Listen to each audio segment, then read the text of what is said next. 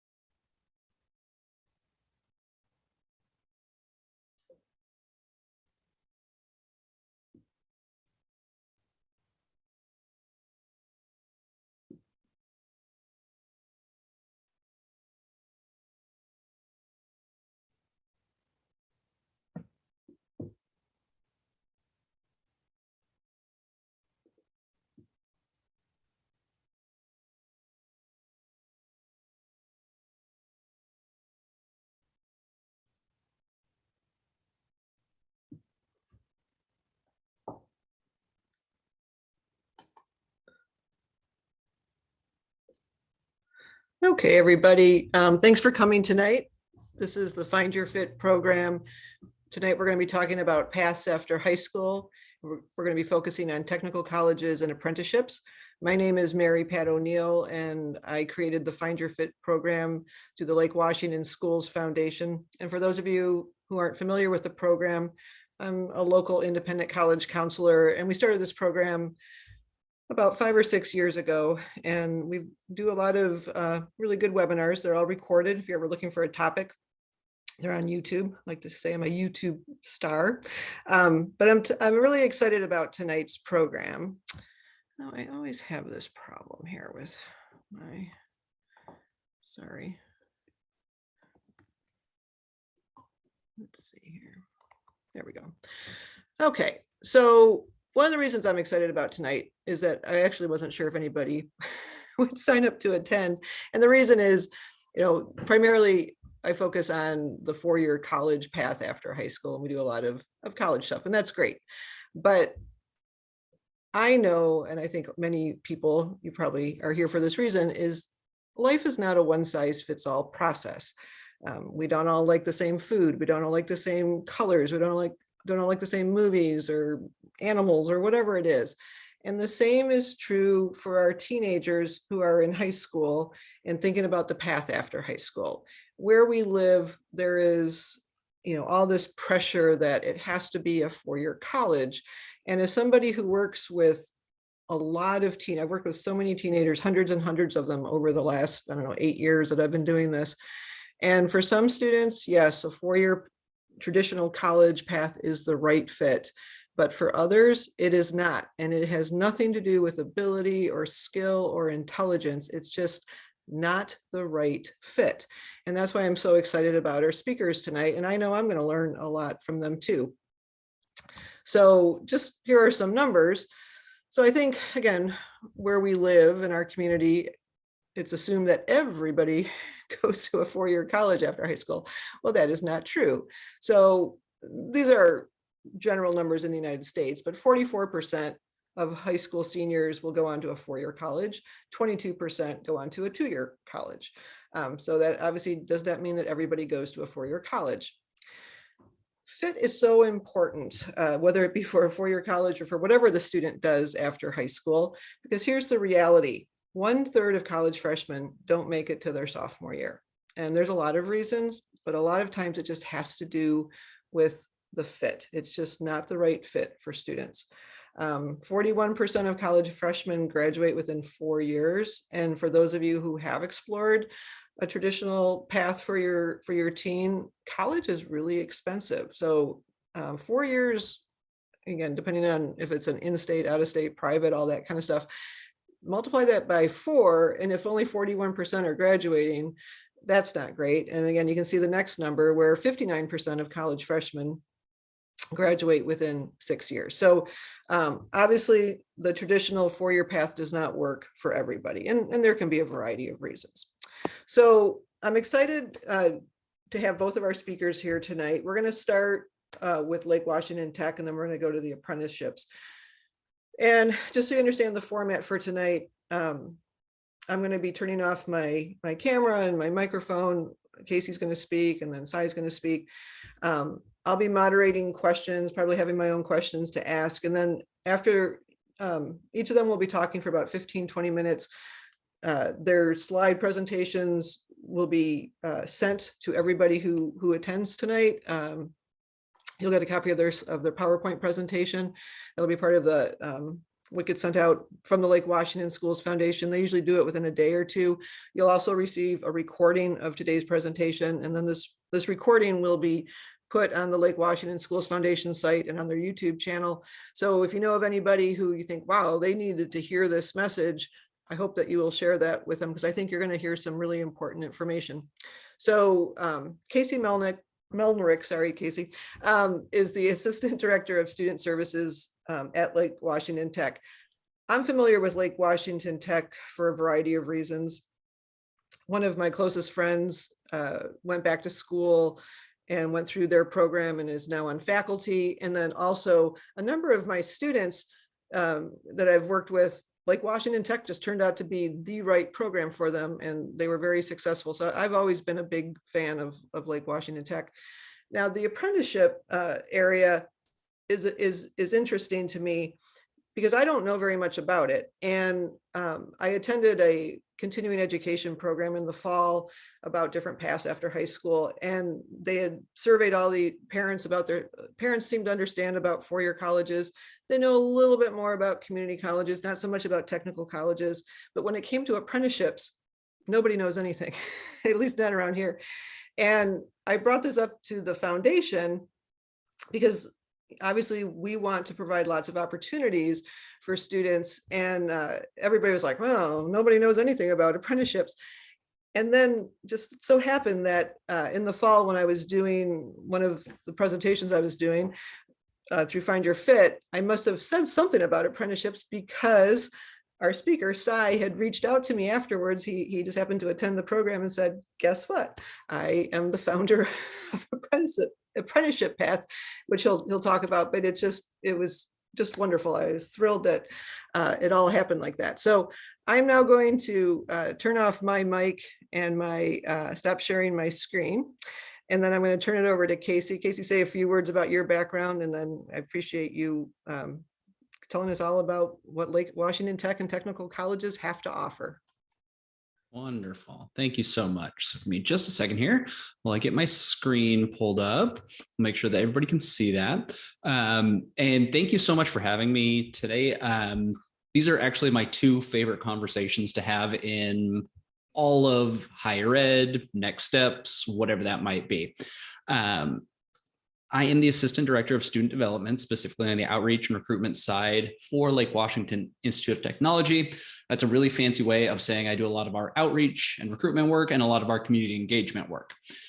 Prior to working at LW Tech, I was the admissions coach for WSU in this area. So I am working with all of the same schools, all of the same counselors, just previously at one of the largest state universities, a large Research One, Division I university. Now I work at one of the smaller community and technical colleges in the state. So I have both lived, worked, breathed, both opposite ends of the spectrum as far as education goes. And when I first started at LW Tech, I actually worked with the manufacturing departments for 3 years, things like welding, electronics, machining, a lot of these different areas where we actually interfaced with a lot of the apprenticeship programs in the area. So I love having these conversations, and I'm really excited to talk about the different kind of fit, right? As Miss O'Neill said, and why a technical college might be an option. So before we dive in, I do want to begin. I'm sorry, can't keep my screen here. Do want to start with the land acknowledgement and acknowledge that the LW Tech campus is on the traditional land of the first people of Seattle, past and present. And we honor with gratitude the land itself, the Coast Salish, Still-Squamish, Snoqualmie, Muckleshoot, and Duwamish tribes. We acknowledge these tribes by showing respect and take an intentional step towards correcting the stories and practices that erase Indigenous people's history and culture, and towards inviting and honoring the truth. So thank you for letting me take that moment. I know our time is precious tonight, and I think that's a really important thing to talk about. So when we're talking about fit and we're talking about these different styles and different opportunities that somebody can participate in after high school, maybe why a technical college? So our mission differs a little bit in that our mission is to prepare students for today's careers and tomorrow's opportunities. So that's a really fancy way of saying, this is the school for people who learn by doing, right? We are teaching people the hands-on technical skills they need for their job now, and how to grow and adapt and evolve with a career. Let me give you an example of that. One of my favorites is our digital gaming program. So we have one of the only public options for digital gaming. We have the only public bachelor's degree in digital gaming. Think back 20, 25, 30 years and think about what games were, right? They were arcades. They were the very first consoles. Now there's the brand new PlayStation and virtual reality and augmented reality and mobile gaming. So think about how much those industries have changed. Think about how much they're going to change. So our students have to learn how to do, right? They have to learn those hands-on skills to do the work now and grow at that. Ironically, the person who said that, who said to me, LW Tech is the school for people who learn by doing, was my twin brother. So right out of high school, both of us went to WSU. My brother is very, very, very intelligent, smarter than I will ever be, right? He's also very ADHD. So a traditional classroom was always a struggle for him. He struggled with just sitting in his seat. He struggled with paying attention to lecture. He struggled with showing up for test day where he had to regurgitate information and then just couldn't remember it, right? So he ended up failing out of WSU our senior year. He was 1 year short, finally caught up to him. He'd struggled junior high, high school, all of college, and it finally caught up. He came home. We grew up kind of in this area. He had been working some part-time jobs, some entry-level jobs, and realized that the Pacific Northwest is very, very competitive, and that without some sort of education, he wasn't going to be able to even pay rent, right? He found LW Tech. He found the digital gaming program. Back then, it was still just the 2-year degrees. He graduated with a 3.8. He was highly successful because he found a type of education where he could really, really focus in on these things. He ended up going on, he finished his bachelor's degree, went back to WSU, finished the degree he failed out of, got a 4.0 his first semester back and a 3.8 to finish. He's now working in a PR marketing role where he's still using a lot of his gaming skills. He animates how the technology at that company works, and he's making way more money than I do because of these technical skills that he has. So we're able to build all of these kind of curriculums very, very specifically. So at a technical college, everything is hands-on and skills-based, and it's built in partnership with local industry. So all of our programs have to have an advisory board. They have to meet at least twice a year, and they have to ask, hey, what does a student have to know when they leave here to get a job at your company, in your industry, whatever that might be? Industry will tell us a person has to have this skill set. They have to understand that technology. They have to have this mentality in a workplace. We create a curriculum around what industry tells us. Then we go back to industry to vet that curriculum. As soon as industry says, yep, this is what we're looking for in a new employee, then we go to the state for approval, right? I'm the exact opposite. I studied organizational communications and creative writing. So I, maybe the most liberal arts of liberal arts degrees, and I love them. They're how my brain works. I still use them daily. And those curriculums were built a little bit different from these that highly specialize in those skill sets that somebody needs. We also have 4-year options. So we currently have 10 bachelor degrees. We have 2 more going live in fall and 1 more that will likely be approved. It's in the final stages of state approval. So by next fall, we should have 13 bachelor degrees on campus. That's the second most of any college, any community college in the state after Bellevue. And as a community college, we believe in a community of belonging. We believe in an inclusive community where students can get these skill sets and the certifications and the pieces of paper that says, yes, I can do this. Yes, I'm proficient in this area, all while we build a community around them to make sure that people are as successful as they can be. So amidst all that, we have about 45 different programs. We are your neighbors, located right in Kirkland. LW Tech actually started as a high school program back in the 40s and 50s. It evolved into Lake Washington VOTech, and then into Lake Washington Technical College, and now into Lake Washington Institute of Technology, which is just about teaching those skill sets that are needed in 2022. All of our programs are divided into different schools, like School of Business, Design and Applied Arts, Engineering, Science and Math, Health Sciences, IT, Manufacturing, Transportation Technology. So there's this stigma around what a technical college is, right? And I don't think that that's fair in modern terms, modern industry.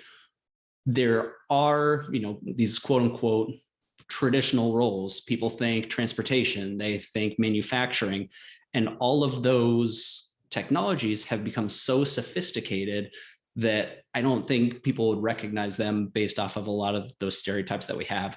And it's all these other things like IT, like medicine, like design and applied arts. So in the next couple of slides, we're going to look at what those classrooms look like and how a student can learn these different things. All of our programs are hands-on within labs. They are doing the work. They're prototyping and building very, very highly technical schematics in mechanical design, who are then working with engineering students who are getting to do the research and development and prototype parts in the innovation lab. Our School of Health Sciences students are working in industry settings. Our dental clinic for the dental hygiene program is a fully licensed dental clinic on campus. Our students are working with patients. They're working alongside dentists, licensed hygienists. Our nursing facility is FEMA certified, so it replicates a hospital floor because it is built to be a hospital floor. In the case of a large scale emergency or a natural disaster, something like that, LW Tech could actually function as a triage hospital because our learning environments are built to that standard. We've got about 12 different programs in health sciences, so that's our largest school. It's things like welding in a full weld shop, that's your classroom. CNC machining, you are in a machine shop, working with a lot of machines that even industry doesn't have. We got one brand new machine a couple of years ago that costs about $200,000, where even a lot of industry don't have access to that technology yet, and our students are getting to operate that.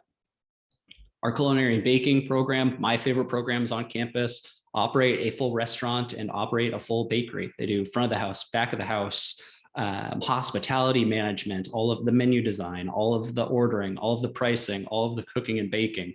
So everything that our students do is replicating industry, right? Our auto programs is a full auto body shop. Our auto repair is a full auto repair mechanics lab, where our students are taking apart every single piece of a vehicle, reassembling, working on every single component.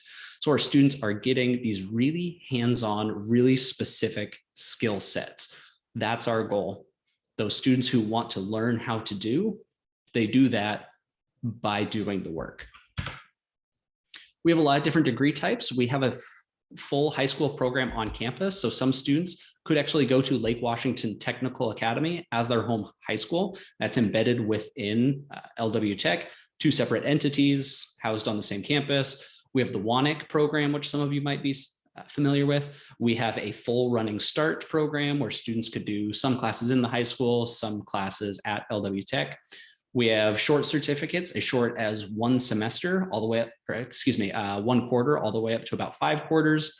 We have the 2-year associate degrees, we have the 4-year bachelor degrees, and we have direct transfer degrees where students could do their 2-year degree at LW Tech and then transfer directly into a 4-year program at another college.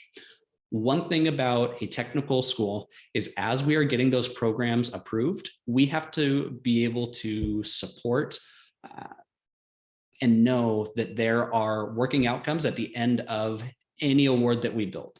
So even if somebody does a 1-quarter certified nursing assistant program, we have to be able to prove these are the kind of jobs that people can get, and these are the kind of jobs that employers are looking to fill with this kind of education.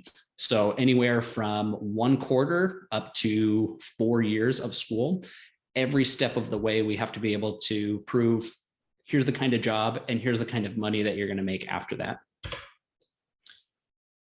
I put our bachelor programs in here just to highlight all of the different areas, right? So we have bachelor degrees in business, in healthcare, in design, in early childhood development, in IT, in supply chain management, which has become more and more prevalent the last year or so.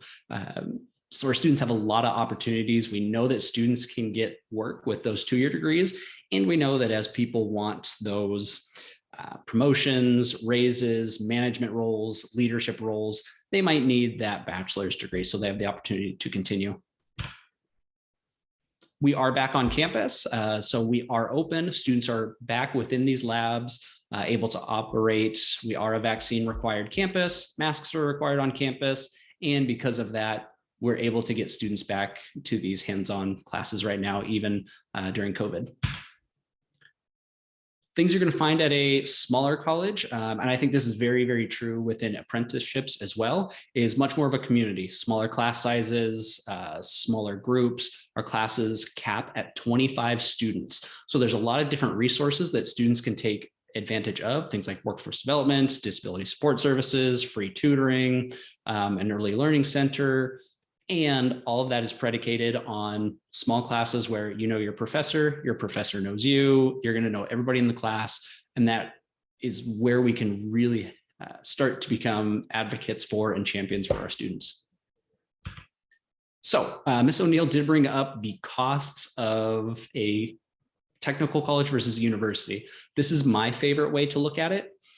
Students can finish a 2-year degree at LW Tech or Cascadia or Everett or Bellevue or wherever, can finish their 2-year degree for about $14,000 on average. So it's about $7,000 a year, the $14,000 total.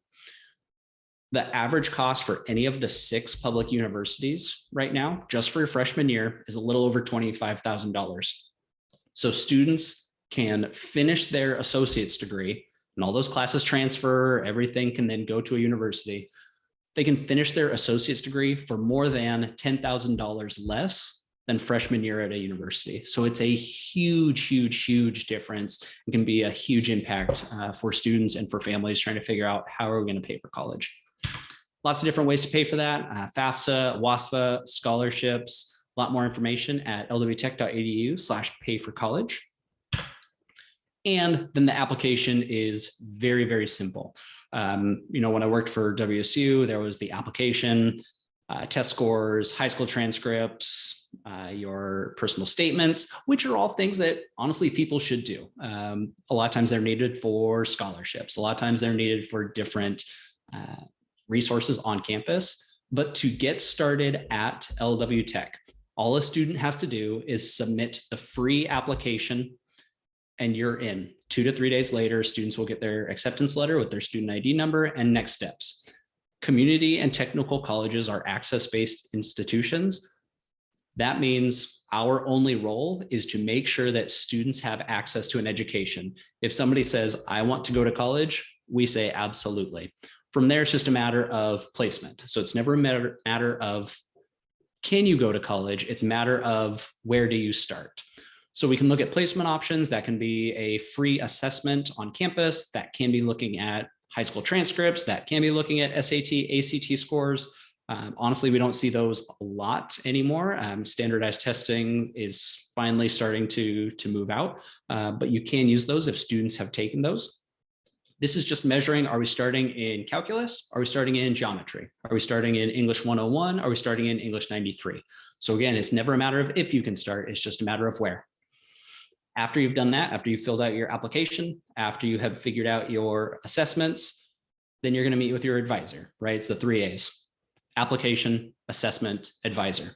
The advisor is going to review all that information. They're going to talk to you about financial aid, how to pay for college. They're going to build your academic plan. They're going to help you register for your classes, and they're going to really make sure that you're set up for success. So when you show up to that first day of class, you are ready to get to work. You are ready to start the fun stuff, right? In our welding classes, they're welding on the second day. In dental hygiene, you are in the clinic in that first week. We want our students to be there and get to the things that they've wanted to do and that they've prepared so much for. So really excited to help with that. You can find everything I've talked about at lwtech.edu/get started. I know there's going to be a little bit of a Q&A later, so I'm happy to answer any questions. In the meantime, I'm going to pause just really slowly here. I know we've got just a couple minutes left. If you do have any questions, you can email me, casey.melnick@lwtech.edu. You can call me there. You can also scan that QR code. It's a very short survey there, not a survey, sorry, a information form. It's going to say the wrong title at the top. It'll say LW Tech Classroom Visit. That's okay. You can ignore that. It's all going to the same place. If you fill that out, then I will follow up directly with everybody. We can set up an individual appointment and have that conversation. So just want to say thank you to everybody. Like I said, I love this conversation. I just love the idea of continuing education and learning and finding that right fit, whatever it might be for you, right? I did the 4-year thing. I loved it. My twin brother, he needed this 2-year hands-on model and it worked wonders for him. So we're here to help with all that. Myself or Ms. O'Neill or Sai, happy to answer questions. So thank you so much for having us, and I'll talk to everybody soon.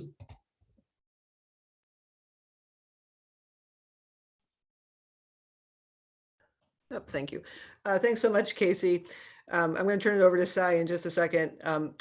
As I said, when I moderate these type of events, I always have lots of questions. So I have a whole page that I'll be asking, and to the audience, please, you can put your questions in the chat or however you want to get them to me, and I'll make sure we ask them afterwards. So, all right, Sai, if you want to go. Sure. Can you hear me okay, Maripat?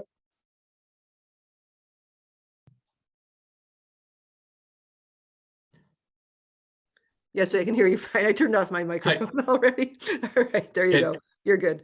Yeah. Can you hear me okay, right? Yes, I can hear you fine. All right. All right. Thanks. Thanks for checking. All right. And can you confirm that you can see my slides as well? Yes, I can see them fine. Awesome. Thank you so much. Hi, everyone. Good evening. My name is Sai, and I'm from ApprenticePath, a startup that is focused on connecting candidates to 21st century apprenticeship programs. I have over 25 years experience in the industry, working in management consulting, technology companies, as well as financial services. Thank you, Mary Pat, for this opportunity, and Casey, great job. Love to kind of hear the stories that you presented and the range of options that Lake Washington Institute of Technology is offering. So today I'm going to talk about apprenticeships as an alternate path to a successful career after high school. And this session is essentially to give you a lot of information, a lot of data points. Really think of this as an awareness sessions. So to be able to increase the understanding of apprenticeships, as Mary Pat mentioned, not many people are aware of the options, and they still hold traditional mindset, conceptions, and opinions about apprenticeships, which has evolved dramatically in the last couple of years. And I'll talk a little bit more about that. Most of us have the perception, and Mary Pat touched upon this quite eloquently in the beginning. Most of us have the perception that the only path to get a job and have a successful career is via 4-year college, and it's a linear path and the only available track to kind of move towards a career as well as a job. And I would like to put to you that this is no longer the case. Through apprenticeships, one can have an alternate pathway that directly allows them to fast track towards a job, a paid job, acquire industry skill sets, certifications, and get a college degree along the way. And so really want to provide a lot of data points, a lot of information, a lot of resources that you can use to explore the options for yourself and maybe as a parent for your student. For many of us, the word apprenticeship brings up the image and perception of working in the traditional and evergreen legacy trades such as construction, electrical, machinery, etc. And today our focus is going to be to kind of showcase the new opportunities that are emerging in the world of apprenticeships. And Casey referred to this in his session as well. There is a lot of attention in the cross-disciplinary, interdisciplinary jobs or occupations that combine the traditional legacy occupations and move them more towards the 21st century in terms of use of high technology, robotics, etc. After today's session, you will discover that the vastly changed landscape of 21st century apprenticeships, especially in the high growth, high demand sectors and in occupations such as robotics, cybersecurity, life sciences, aerospace, and information technology.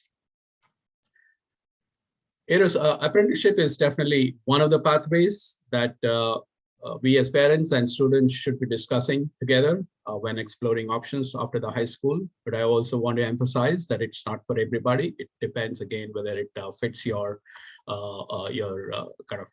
different factors will come in, and we'll talk a little bit more about what's the right fit. Why do people generally opt for apprenticeship versus a versus a 4-year college path? In today's session, we'll learn more about the apprenticeships, the definitions, the type components, etc., and essentially provide you information, resources, free resources to make informed choices and decide whether it's a good fit for you or not. Outline for today, it's all about understanding apprenticeships. How is it defined? What are some of the components of the apprenticeship? There's always confusion about how does apprenticeship differ from internship, so we'll touch a little bit on that. We'll provide some data and facts to address common perceptions and opinions regarding apprenticeship. Keep in mind that our focus today will be on apprenticeships in high growth 21st century industries specifically. And there are obviously a plethora of options out there in the traditional kind of industry and occupations, but today's focus is going to be on what's coming towards us in the next couple of years, where is going to be the talent shortage, where are companies getting up to look for talent in the slightly more non-traditional manner, and we're going to focus on that. And finally, to make the session actionable for us as parents and students, we will actually highlight programs that are being offered in the state of Washington, the specific programs, companies that are offering these, and also how to get started. From a definition perspective, apprenticeship is an industry-driven, high-quality career pathways where employers can develop and prepare their future workforce. So this is a definition verbatim from the Department of Labor, a US government. From a candidate perspective, candidates or individuals can obtain paid work experience, classroom instruction, as well as a portable, which I call transferable, nationally recognized credential at the end of the program. Apprenticeships that are validated by the US Department of Labor or a state level agency are called registered apprenticeship programs, or in short form, RAP. And these programs meet the national standards for quality, rigor, as well as safety. It's important to recognize at the end of these apprenticeship programs, the student or the candidate gets a nationally recognized industry credential, which are issued by the industry, as well as validates the students or apprentice proficiency in a particular occupation. And to just kind of put it in a much simpler form or a visual form, some of us are visual learners. Think of apprenticeship as an earn and learn model with just 3 pillars. The 3 pillars being a paid job right from the start, an education, that goes parallelly with the program. And finally, at the end of it, an industry credential that's nationally recognized across the US and by the US government. So think of it in very simple English statement. As part of the apprenticeship, you get a real job in a real company, you get paid to learn, you earn recognized credentials, and on successful completion of the program, you get to keep your job. How cool is that, really? And keep in mind that you're being paid from day one. The wage does, of course, start off at a basic level and then increases progressively as you go through the program. Just a quick data point about from the US government in terms of the benefits of apprenticeships. Starting average salary of $72,000 to $90,000. Again, keep in mind that this is specific to some of the high-tech industry occupations that we're talking about, cybersecurity, information technology, etc. But if you look at other occupations, it's pretty attractive as well. It's important to note that almost 92%, not almost, but 92% and more of the candidates who go through this program actually secure a job at the same company that this program at. So it's a very high level of success rates in people that go through this program.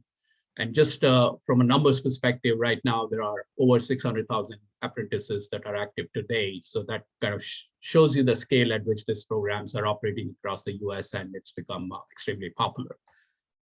In addition to that, there is a statistic which says that apprentice who goes to this program gets a lifetime advantage of $300,000 versus someone who hasn't gone through this program and goes through a kind of a traditional 4-year college and then ends up in the same company in the same type of specific role, simply because they haven't had the benefit of working through for the last 1 or 3 years before joining the company. One of the common questions we often get is, what is the difference between apprenticeship and internship? So we just put together a quick table here for the comparison's sake. Think of apprenticeship, well, apprenticeship starts with a paid job. So these are paid job experiences that usually lead to full-time employment. And you're paid from day one, and the wage increases as you progress through the program itself. Internships may be paid or unpaid, and they may not necessarily lead to a job always. But apprenticeship starts with the objective that you have a paid job from day one within a company that's offering you that particular program. Duration, apprenticeship is across lasts about 1 to 3 years. Internships are usually shorter term. From a structure perspective, apprenticeships are mandated and required to have a very well-defined structured training program with an assigned mentor. And here the key point to note is that the focus here is to master a specific skill that you carry with you after the end of the program, and that's recognized by the national credential as well. In internships, just based on personal experience and what I've seen, these might be a little bit more loose in their structure.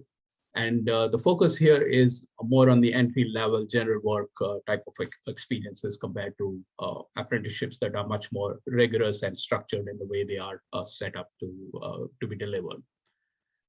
As part of the apprenticeship, you get assigned a specific industry mentor who's a subject matter expert and who usually walks one through the entire program in the process. And this may or may not be the case for internship.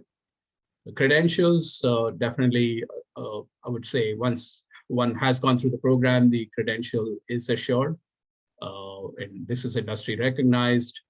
Whereas for an internship, you may not necessarily have lead to a credential. And finally, college credit. Most internship programs work with technical colleges in terms of transferring the credits that are earned during the education component of the program that can be recognized by towards a college credit as well. Whereas internship, that may not be always the case. So what are the different types of apprenticeships? The first one, which is the registered apprenticeship program, or I've just referred to as apprenticeships. These are the most common program or category of programs being offered. This comprise almost 95–98% of the apprenticeships that exist today. These are generally offered after high school, but there are always exceptions, and especially in the traditional evergreen areas, Companies and programs are much more flexible in accepting people that show potential, even if they may not have the high school kind of a degree or a GED equivalent. But some companies or some programs do require post-high school or GED equivalent type of certification or qualification. The next category is youth apprenticeships. These are programs aimed at targeting juniors and seniors in high school. And the intent is to catch them young, catch them early, and then have them kind of work them towards into a program that will eventually lead up into a registered apprenticeship program as well. On a very limited basis, there are some optional pre-apprenticeship programs as well, which are programs that help prepare students for the two programs at the top.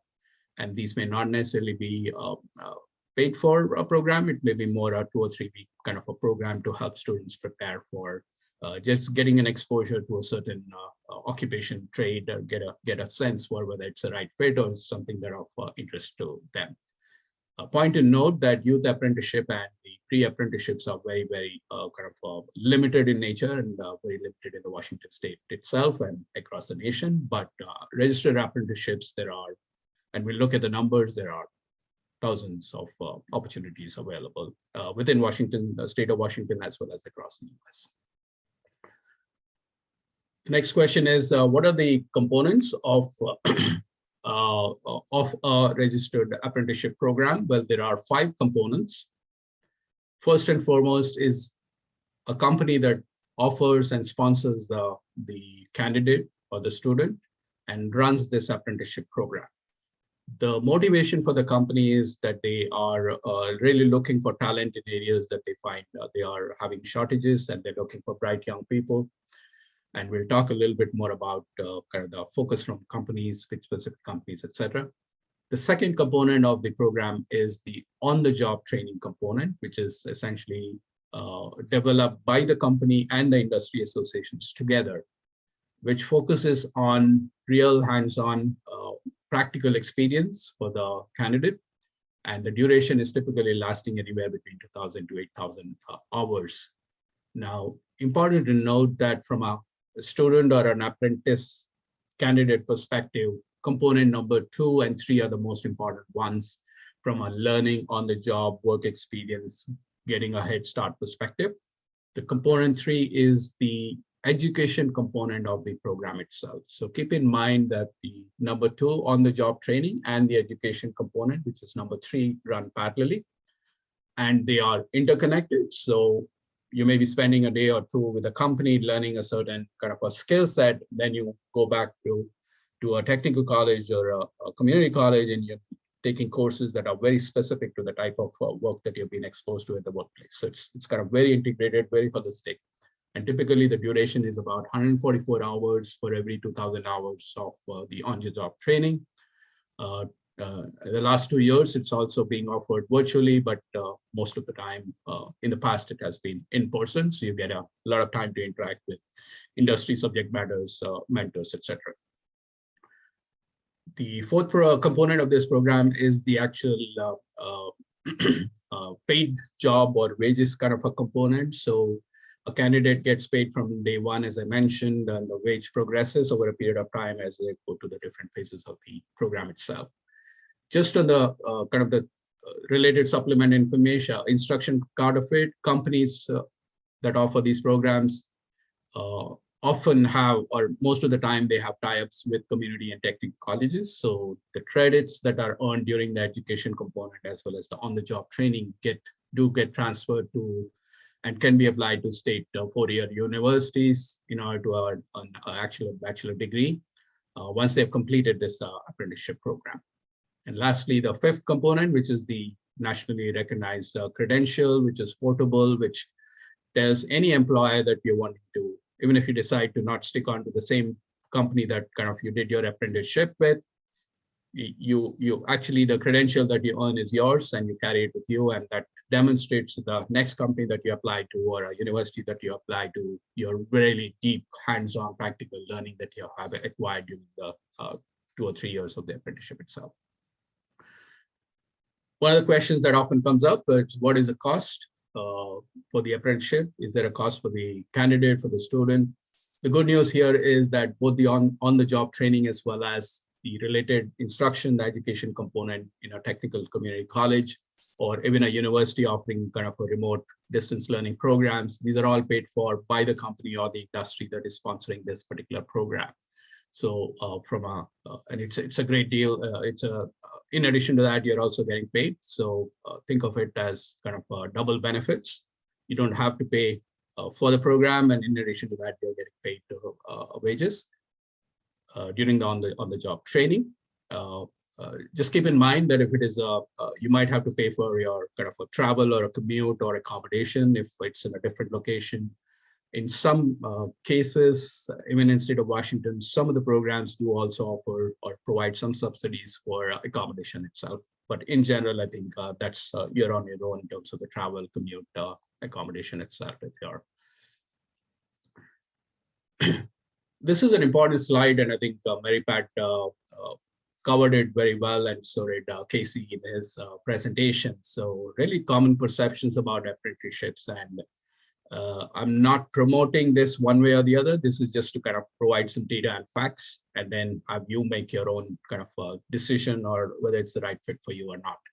Well, the common perception is that everyone needs to go to college to get an associate degree or a bachelor's degree to be successful, to get a job, to have a great career.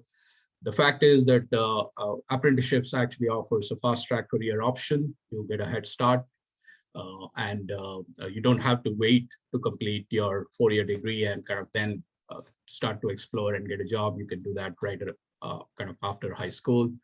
The great thing about this is that there is no student loan here to pay off when you graduate from the program, and in addition to that, you're actually getting paid during the program itself.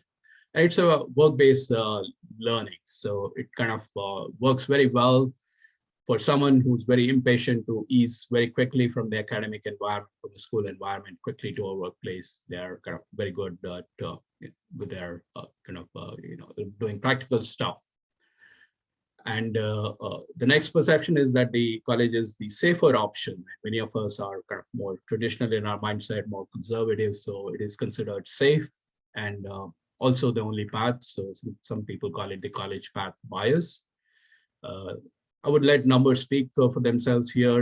In 2020, 82,000 apprentices graduated from the apprenticeship system, and we'll show a little bit more numbers as well that are pretty significant actually. Low value of multiple kind of the pathway itself. I would say, starting average salary, even though it is aimed at the more kind of more advanced, high technology, high demand areas, but even in the traditional sectors, average starting salary is pretty attractive.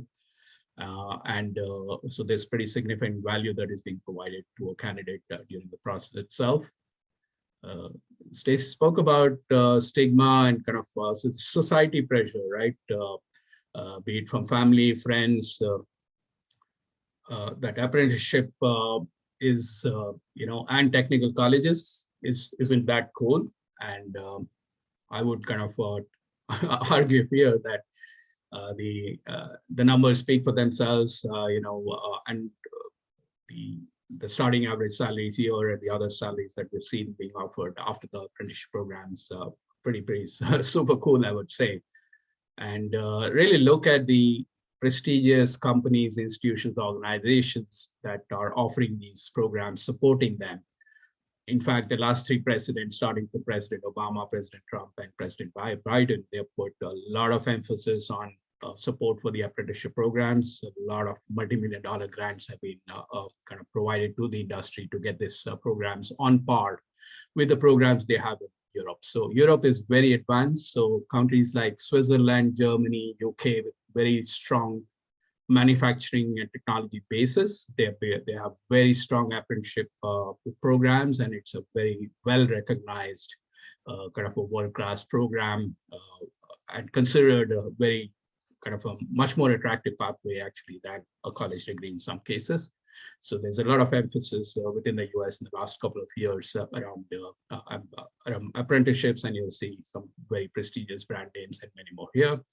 And then finally, the last perception about this opportunity of apprenticeships is only offered in the traditional legacy and blue collar trades, traditional trades I would call, but not anymore. And we'll see in the later slides so that due to talent crunch in the high growth industries, there's what I would term as a new collar job related apprenticeships. And we'll look a little bit about what that particular term means.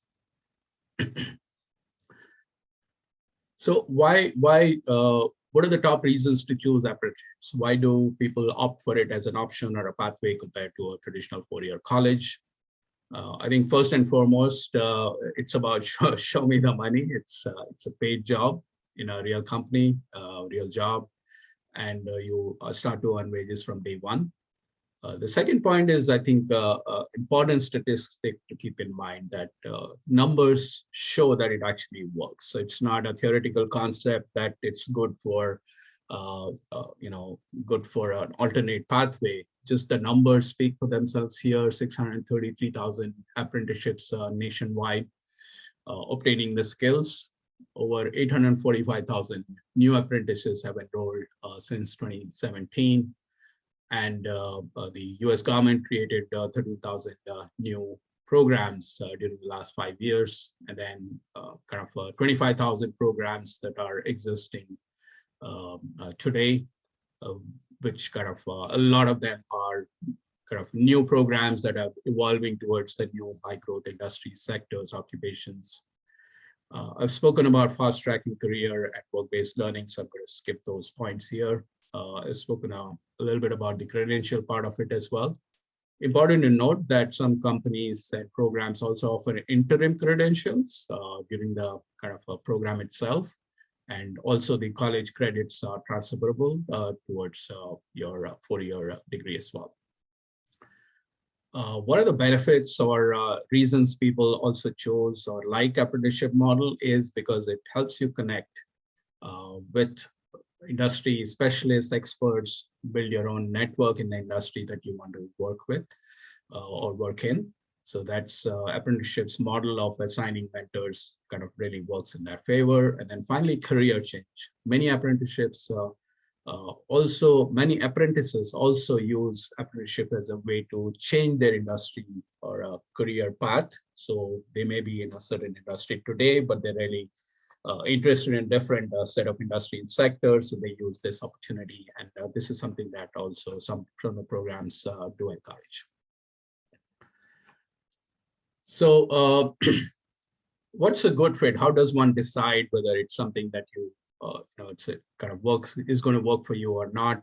As parents and as far as for students, we you know yourself well. If you have some of these combination of what's out, some of the points or qualities, interests that you have, I would say a combination of these will help you make a determination as to whether it's the right fit or for you or not. So first and foremost, it's about one being an experiential learner. So if you prefer learning by rolling up your sleeves, and that's your preferred mode of learning, then apprenticeship definitely is something that to look at and consider seriously, whether that's something that you would enjoy. A lot of us have students who are very impatient. They want to get going and get the workplace experience. So that's something that it again affords very quickly. In some cases, students are very clear about a certain type of industry, career, occupation that they are interested in and pursuing. So in which case it works wonderfully well. As an example, if someone is hearing a lot about cybersecurity or robotics or healthcare, and they want to life sciences, biotech, then there are apprenticeship programs that would allow them to very quickly have a quick start in some of these industry sectors that have caught their interest or passion, or they're passionate about it. Hands-on practical experience, as well as the ability to be organized and multitask. I think these are important considerations and factors to determine your fit. You should be willing to balance work and study, but also have a more practical learning, hands-on type of approach to learning, and be able to balance the demands of work as well as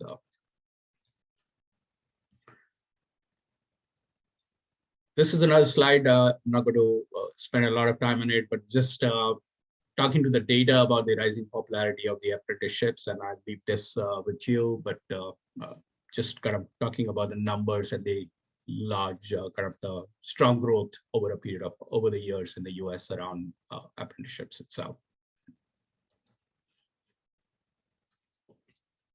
So I would put to you that the biggest reason to explore apprenticeships and explore the fit, whether it's the right one for you or not, is just due to the opportunities in the high demand, high growth 21st century industries, and opportunities that that industry has started to call as new collar jobs, and we'll talk about that itself. So these are occupations such as or roles in cybersecurity, life sciences, and kind of so on and so forth that you see in the list here. What's a new collar job? Well, it's a job that requires highly specialized technical skills. And this new collar job term was actually coined by former chairman and CEO of IBM, Ginny Rometty, as a way to acknowledge a shift in the industry as well as in her own company to look beyond the 4-year degree program and more focus on a candidate's relevant skills that they've acquired through hands-on experience. So this was kind of a very clear recognition from one of the largest companies, IBM, in the US, that kind of straddles both worlds of the old and the new, that they needed a new they needed a shift in their mindset in terms of how they're looking for candidates, how they were encouraging new talent to join their companies. And I'll talk a little bit more about some of the specific examples here as well. Here's a snapshot of some high demand occupations and high growth industries that offer apprenticeships. As an example, cybersecurity and life sciences. So in cybersecurity, there are, as you see, 464,000 unfilled jobs in the US in 2021. Now, some examples of high demand cybersecurity occupations that offer apprenticeships are listed here: cybersecurity analyst, cloud security engineer, cybersecurity support technician. Similarly, in life sciences and biotechnology, you see millions of jobs postings between 2017 2020, and some of the high demand occupations being in the biomedical research area or the laboratory kind of analysis area, as well as calibration. So just as a reference, and I'm not going to go through these in interest of time, but what we've done is also provided you similar information and breakdown of some examples. This is not the entire list of both in information technology as well as energy. So Casey referenced the a digital gaming course at his institute. So game developers as a kind of occupation is starting to get increasing traction, as an example. So again, we have kind of collected those examples and provided you for your reference. Same thing, advanced manufacturing, excuse me, has robotics, space, mechatronics. So in the last 2 or 3 years, Washington State has emerged as a key center for jobs related to space.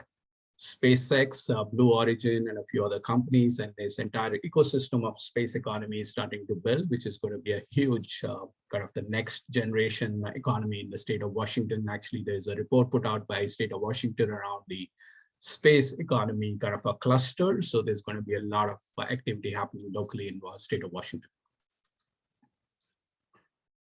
Lastly, we listed kind of a more actionable information that we can all use. We've listed apprenticeships in some of the high growth industries, and our platform that I'll talk a little bit about, ApprenticePath.com platform, has almost 200 programs offered by 5,000 employers and in the Washington state. So just look at the numbers: 21,700 apprentices, 200 programs, 250 occupations just in Washington state alone. So if you look at that number of 21,700 apprentices, that kind of translates into apprenticeship program being the 3rd largest school in the state of Washington after the University of Washington and Washington State University. So that's a pretty significant number. I do want to clarify that it spans across the entire landscape of all type of apprenticeships, both kind of the traditional trades as well as the new ones. But that's a pretty large number.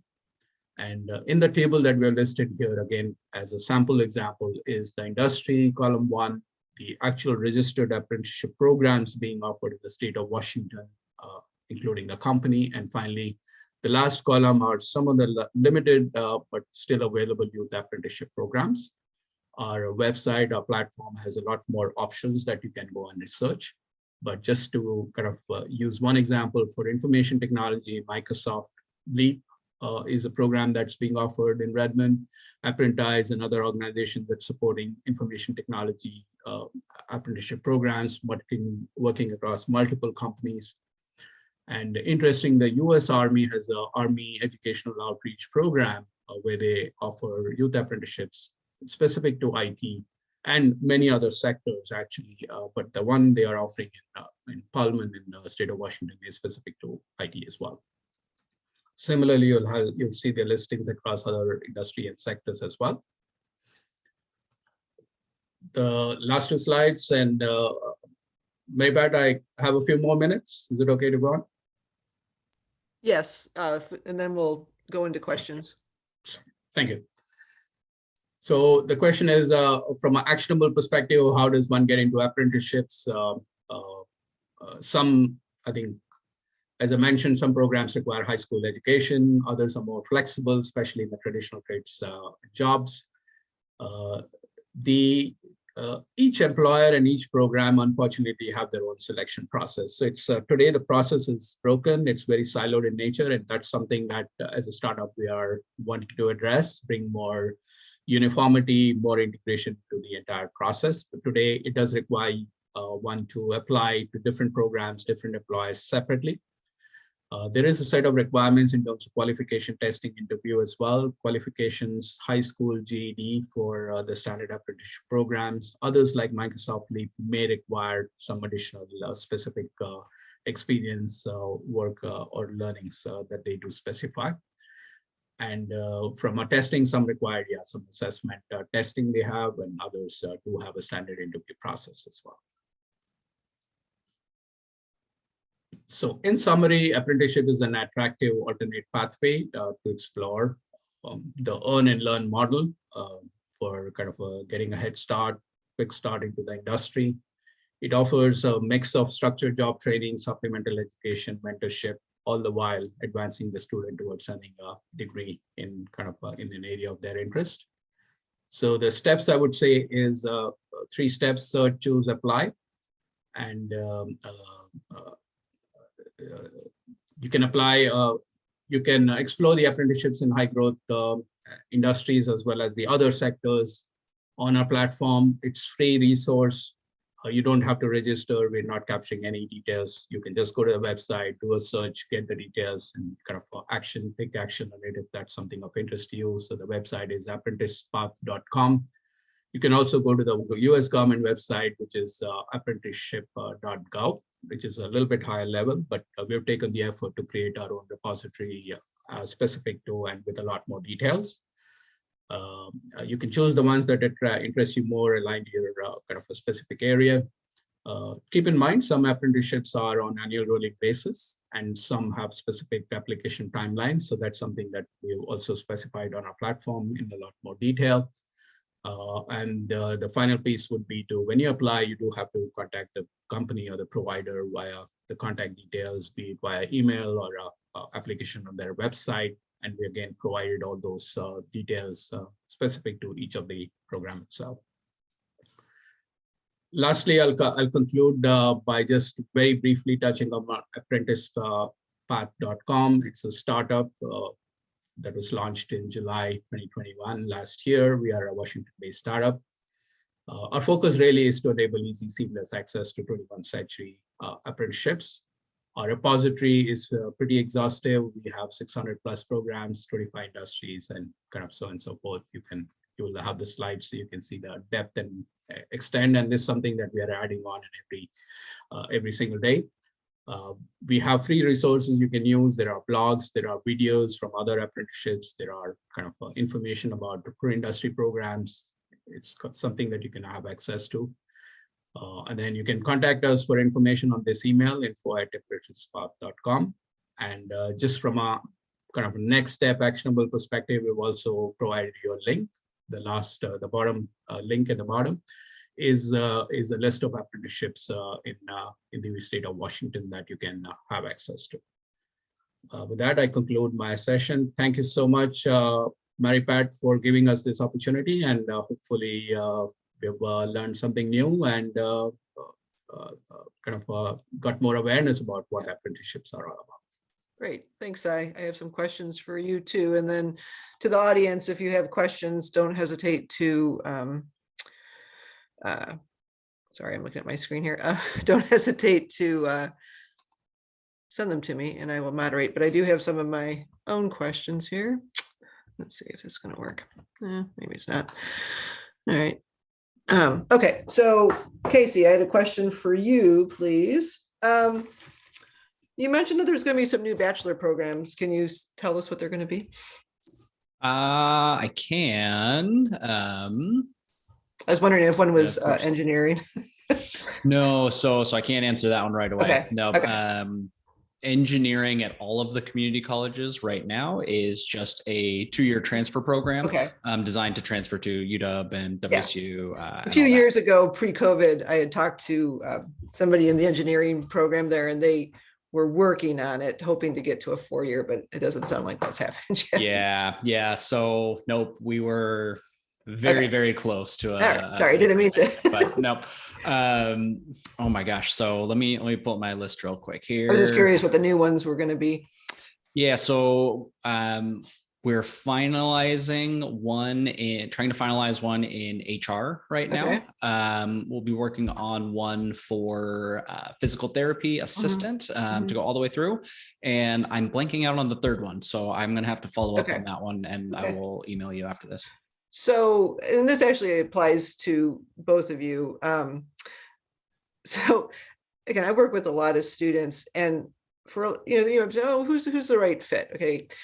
There are some students who the thought of sitting through an English class again, or a history, like it's, and there's nothing wrong with those type of classes, especially for, the holistic learner and all that kind of stuff. But I work with a lot of kids who are just like, they just have their eye on the prize and they want to get out. They want to get out in the real world. They want to work. And they're just like, please, it's like sticking needles in their eyes if they have to take some of these classes again. Would you both agree that these are, I know you both said these are for hands-on learners, but I love the story you told about your brother, Casey. That was a great story. Yeah. Okay. So another question for you, Casey, then I have a question for you, Sai. Okay. So you, like Washington Tech offers Running Start. And I think most people know what Running Start is.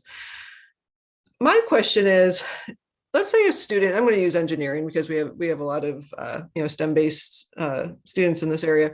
Sure. So let's say they know they're interested in engineering, but they're going to do Running Start, and of course they have to fulfill their graduation requirements. That's the big requirement, or the biggest thing. But they do have lots of class options. Can they be working toward maybe an associate's degree in engineering, or are they limited to what they can take? Yeah, absolutely. So we have students who they'll do Running Start full-time at the college, and those classes are still fulfilling those high school requirements. So every quarter, you are meeting not only with your Running Start advisor, but you're still meeting with your high school advisor as well. So they're coordinating to make sure their student is still meeting all of their requirements. General rule of thumb, and I'd have to get somebody in touch with the Running Start coordinator specifically, but typically a 1-quarter college class will fulfill a year-long high school requirement, right? That's so those students, they're fulfilling those high school requirements more quickly. So then they can take more of those college electives or more of the engineering classes. So they open up a little bit of space in their high school schedules. So then they can take that next level calculus class or move into a thermodynamics class or whatever it might be. So yeah, absolutely. Anything they take in Running Start just continues on into that college program if they haven't fulfilled all the requirements yet. Okay.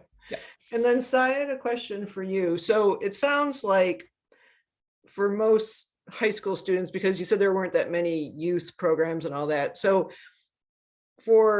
does it make sense for high school students to start looking for apprenticeships, even though they haven't graduated from high school? Like, can they communicate maybe with a program saying, hey, this looks really interesting, but I can't do this for 6 more months? Or what kind of feedback can you give on that?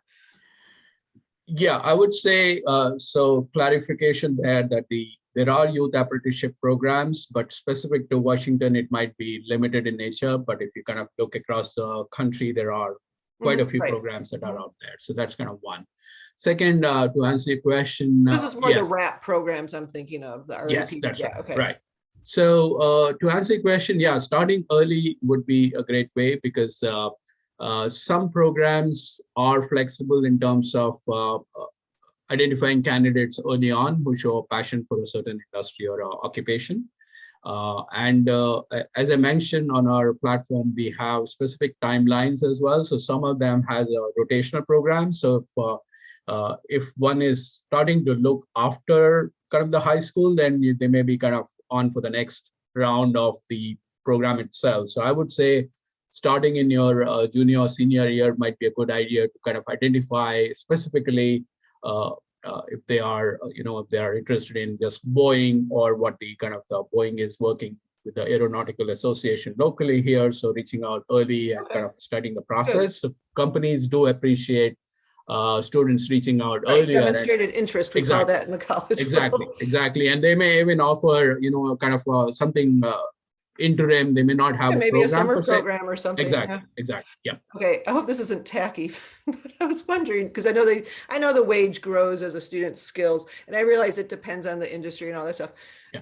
But like, how much money can a student start? Like on average, like what do you see for the starting? Is it minimum wage or is it higher than that? Or I'm curious.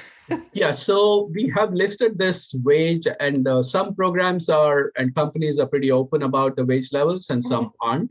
So on a platform, when we list each apprenticeship program, we also have a column that kind of lists out the wages. So I would say it depends on the industry and the sector.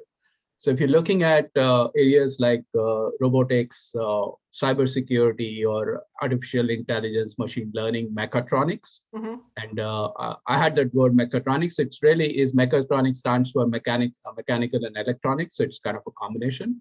Here, the wages are, I think, higher. They're starting, I think, $35-40 kind of an hour, kind of pretty significant. That's pretty good. It can range for an 18-year-old. Yeah, I think. Yeah. So it is, and in some cases, like they may require a little bit more demonstrated interest for you to get into the program, and the qualification standards might be a little bit higher in terms of showing your interest level. But the wages don't have a good answer for you. That vary. No, I knew it would depend. Yeah, but yeah, it is. I was surprised to see actually they could be pretty high.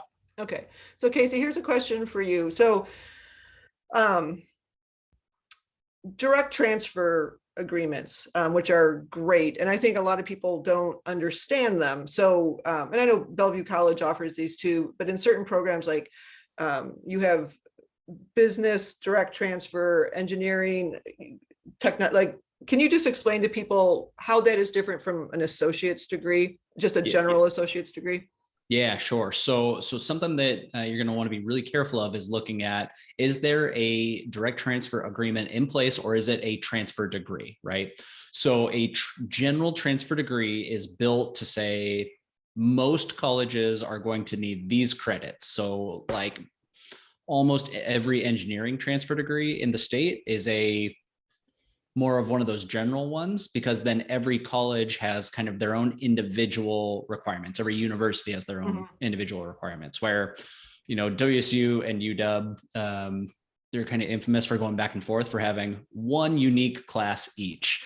So even students doing a engineering transfer will likely still have one or two classes wherever they go, versus a direct transfer agreement, where that is a written, articulated agreement that says, if you do your 2 years here in this program, you can transfer directly into this program at another institution. So they can't for say you've got a prerequisite you've got to fulfill or something like that. Right. Okay. So students who finish our computer security and networking technician 2-year associate's degree, we have an articulation agreement with Central Washington University and kind of their cybersecurity IT program. So you could transfer directly into that one. We have about 15 of those very specific agreements. So every community college will have some of them. Right. Yeah. So yeah, important to Okay. follow up on that. Here's a question. I think this might be for Sai from the audience. It says, my son's an outdoor kid, mountain biking, snowboarding, anything outside, loves being active. Ideas on programs that might be suitable? Either of you? Any thoughts on that?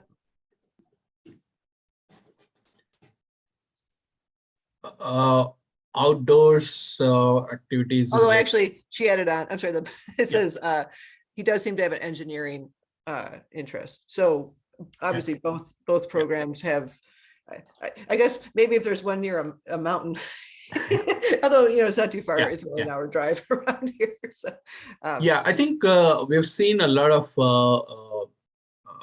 focus on environmental and sustainability, clean energy, kind of related occupations. So there's a lot of focus on that. So I would say, I can't think right now, top of my mind, specific apprenticeship programs, but I do know from a clean energy sustainability perspective, even the fact, like I think I had on one of my slides, smart control systems, where you're combining kind of the certification of a building as being conforming to the environmental standards and things like that. So I would say that just doing a search around environmental green. We actually have a category called we have bright outlook, and then we also have a category called green outlook. So looking for apprenticeships that are classified as green outlook on our platform would potentially hit the mark. That's more the environmental type thing. Yeah, exactly. Okay. Another question for you, Casey. So, high school student, and I know, I mean, I don't know if you've seen a change, but my familiarity with Lake Washington Tech, typically it is an older student. It's not as much the 18-year-old student, but I think that's changing a bit with a lot of different factors.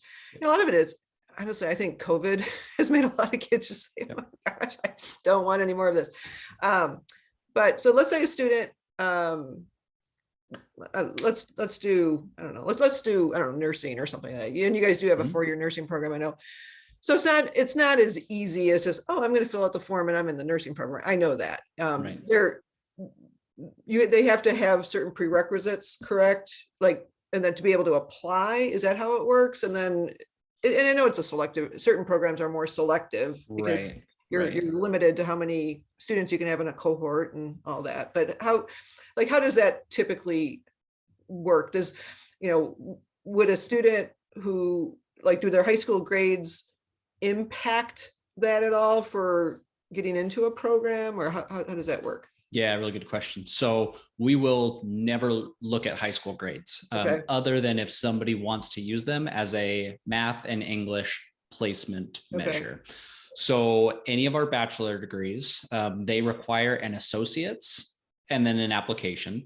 And then we've got about a half dozen other competitive programs or selective admissions programs. So for the associates, do you mean they would start at Lake Washington and earn their associates and then they just move on to the bachelor's? Is that what you're saying? Or and they could finish an associate's anywhere. So nursing is kind of one of those. It's probably the best example where nursing is very, very competitive, right? We have 25 spots twice a year, and we have about 200 applicants for each cohort. So nursing students are applying to 10 different nursing schools every cohort. So you can, as long as it is a associates coming from a similar program, it can be one of LW Tech's, it can be from Bellevue, it can be from Cascadia, it can be from California or Tennessee or wherever. All right. The associate degrees that are competitive, most of those are within the healthcare programs. Yeah, like the PTA program. Yeah, PTA. Right? Yeah, right, exactly. OTA, We have a funeral services education program. Those ones do have some specific prerequisites, typically including your bio, anatomy, and physiology. So they'll usually have in between 4 and 6 prerequisite college classes. And can they take those at like Washington Tech if they can. want to? Okay. Yeah, absolutely. Okay. Yeah. And then Sai, somebody had a question here for you. What is the role of school grades for apprenticeships? For example, if someone wants to get into digital gaming but doesn't have great grades, we already heard from Casey, because they've got digital, they don't look at grades, so that's good. Right. But how about for apprenticeships? Do employers look at that? I would say I don't have a good answer there. I think it depends. Okay. By design, as I mentioned, like the new collar jobs are meant to change the mindset of companies and employers to look beyond the grading system and kind of really look for passion.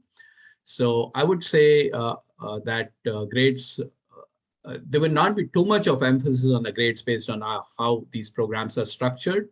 But in terms of the assessment that they do and the interview, I think that matters more than the grades that one has in the kind of the high school. Well, I know a lot of these kids, they're so passionate about things like gaming and all that, or they do it on their own in their bedroom, and they're just like, I would imagine that has a bigger impact than a student who's bored in high school. And because that's one of the things it's always funny to me.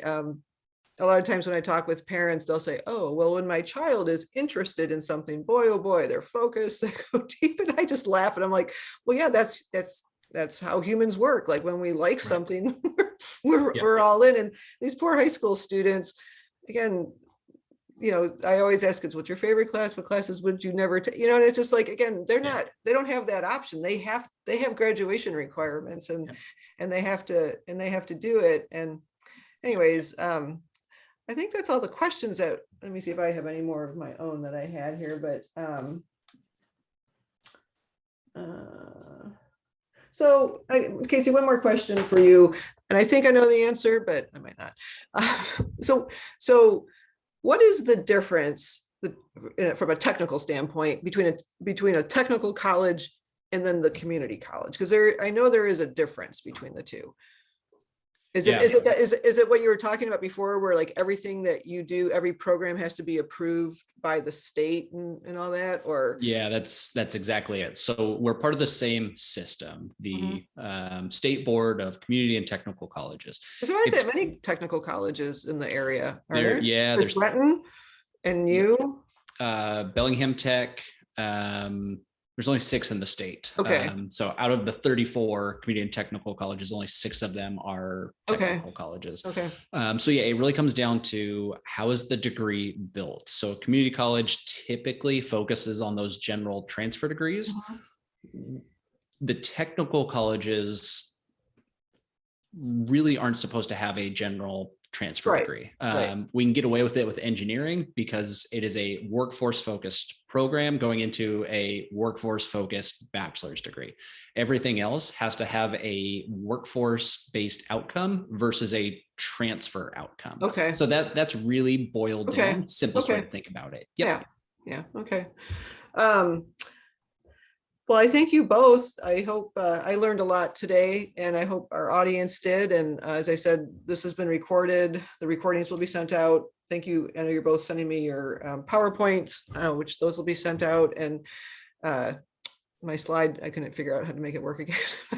If anybody has questions for Find Your Fit, it's just Find Your Fit at lwsf.org. And I'm always happy to answer your questions. And if you have questions for Sai or Casey, I will certainly pass them on. But thank you both for giving up your time this evening and helping out the community, because I really do hope that this opened up people's eyes.